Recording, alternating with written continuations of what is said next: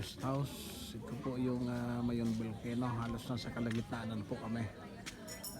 Mula doon sa ground level papunta rito sa Mayon ay halos nasa kalagitnaan na kami ng kanyang mula paanan hanggang sa kanyang tuktok.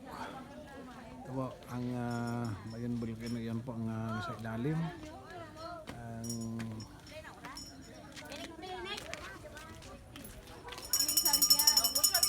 kalagayan ng Mayon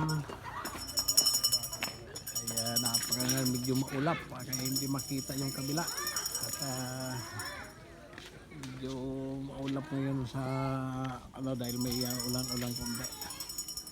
Ito na po ang ng Mayon Volcano. Ayun po ang ilalim, medyo rin ang ulap, medyo madami din. Ang bandang sa baba na yan ay Legazpi City, Daraga Albay.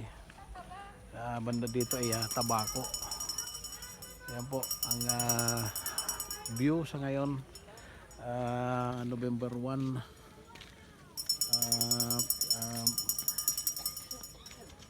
9 o'clock in the morning. Ito po ang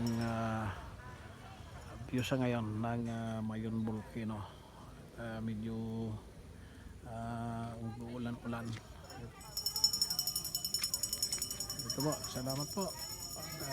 Dito po kami ngayon sa ng Mayon Volcano. Thank you po, thank you.